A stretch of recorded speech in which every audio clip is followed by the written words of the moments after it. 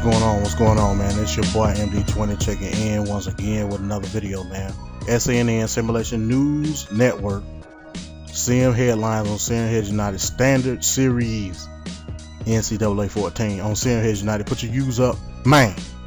Now, this is a video that was actually uploaded from a sub, you know what I'm saying, a fellow member of the community by the name of Unknown Contact. I'll put the link in the description for the videos that he's been uploading lately when it comes to NCAA 14, and I contacted him about this video talking about the offensive line, defensive line interactions. What I want to do in this video is I want to play the segment of the video which pertains to offensive line play and what he had to say about it. Then what I want to go through is what I saw in the video as it pertains to blocking engagements.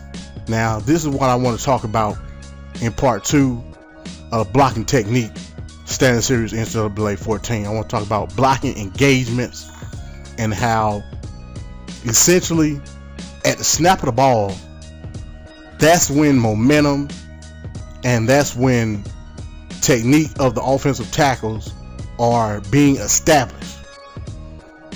The difference between those techniques and what NCAA and Madden does is that once they engage in blocks, that's when ratings, difficulty levels, things of that nature come into play. They don't come into the play at the snap of the ball, and I'm gonna prove it in this video by showing you the blocking engagements of the offensive tackle and the defensive end. Now check out Unknown Contact and check out what he has to say about this particular play.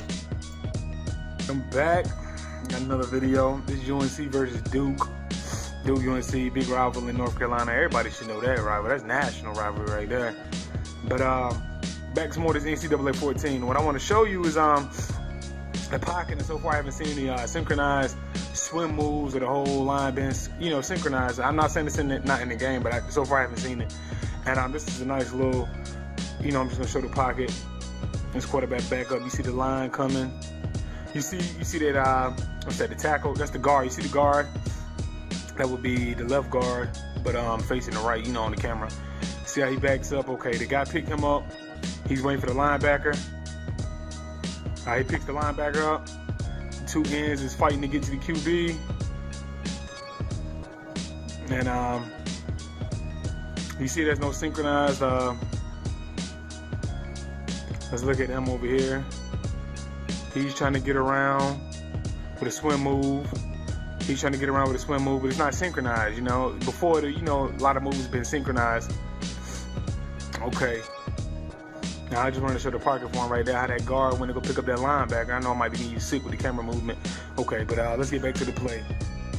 All right. You seen what Unknown Contact had to say about the formation of a pocket in this game. And no question beyond a shadow of a doubt is pocket formation better in NCAA 14. No question. What I'm questioning is how that relates to the technique of the offensive line versus the the attack tendencies of the defensive ends and the defensive tackles.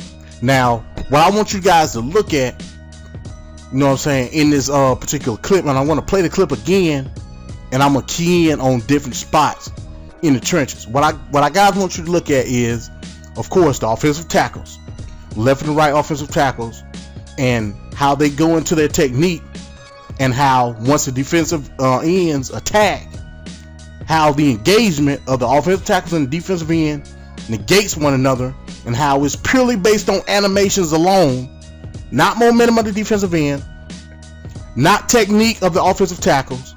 It's all purely based on animations, and I'm going to prove how they go from one animation to another, and there's no way to read per se how the pocket is being formed and who's getting beat on what end of the line. That's what I want you to look at first. Second, I want you to look at the gap control of the center. Now, once the ball gets snapped, you'll see that the guard pulls, slides over and gets defensive tackle, leaving the center open. Now what he's gonna do is he's gonna be open for A gap control.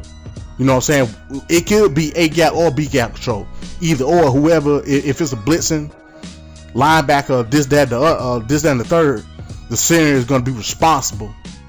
You know what I'm saying, for that block, and I'm going to show how the center reacts to that block.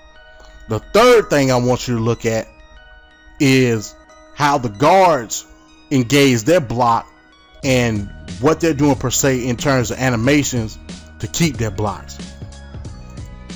All right, right here you want to pay attention to the offensive tackles. Once he snaps the ball right here, you see they go into their technique. Stop the video right there. You see, once again, like I showed you in my first video, for whatever reason the right tackle stops and then he engages the block. That's the animation being engaged right there. And you know what I'm saying, for offensive tackle play, that's unacceptable. And for defensive end play, it's unacceptable as well, because once again, like I said before in the beginning of the video, defensive ends momentum and what they're going to do versus whoever they're engaging in the block in is determined at the snap of the ball. Once you engage a block and go in a stalemate per se, and then they go into a sequence of animations where they either rip, spin, or swim through the block, that's unacceptable, because they already have their mind made up as to what they're going to do against that offensive tackle, that offensive guard, once the ball gets snapped. So when you see the right tackle pause, and then not only pause but go up to engage the block, that's unacceptable. For the left guard, his technique is fine, but once again, because the blocking engagements, it doesn't allow the ratings to play out respectively. What I mean by that is, if you take a look at the left guard, once they engage in a block, they go through the motion, so to speak, or they go in a stalemate where a blocking sequence begins, and then from that initial blocking sequence goes the motions of whatever the ratings of the players are. Meaning, once they go into that initial blocking sequence, then when the ratings come into play, where he either beat that block via swim or bull rush or whatever the reason may be, or the offensive tackle are beginning to steer him or try to evade him away from the quarterback.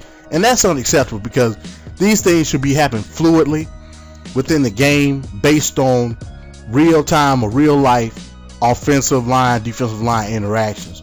So what I want you to look at in that clip is how the offensive line, when it comes to the tackles, when they engage in their block, how they go into stalemate, and then the sequence of events happen based on A, ratings, and B, difficulty setting. So that's unacceptable when it comes to playing in the trenches. We all know that controlled chaos is at the snap of the ball. That's when things start. They don't start when the block, when they engage in block. We all should know that by now from being quote-unquote sim heads. Alright, man, before I end this video, I'm going to show you a clip of Osi Umenyiora, formerly of the New York Giants, now he's an Atlanta Falcon. Show you a clip of him playing defensive end and how it relates to offensive tackle play. And once I get to a point in the video, I'm going to stop it and let you know what I'm talking about when it comes to momentum. Boom. Now, you saw that right there. We're going to stop the video right there. You saw when Osi Umenyiora made his move prior to him even trying to engage in a block with the offensive tackle. The offensive tackle's job is to try to block it. Now, Osi Umenyiora's job is try to get around that block. They don't engage in a block and then the sequence of events happens where he's trying to engage in a block. It doesn't happen like that in the trenches, folks. Not when it comes to defensive end. That's why you have stunts. That's why you have swims. That's why you have rips, things of that nature. Back in the day, you had the head slap with Deacon Jones. These are the reasons why you have to take technique into account versus the overall skill of the defensive end. It happens at the snap of the ball, folks. It doesn't happen with suction blocking, with initiating block, and then computing in or inputting ratings and difficulty settings into the block engagement. It doesn't happen like that, folks. Real quick, man, I just want to show y'all that. This is your boy MD checking in. SNN Simulation News Network, Standard Series, NCAA 14 on Senior Heads United. Put your U's up, man. Check in with me, man.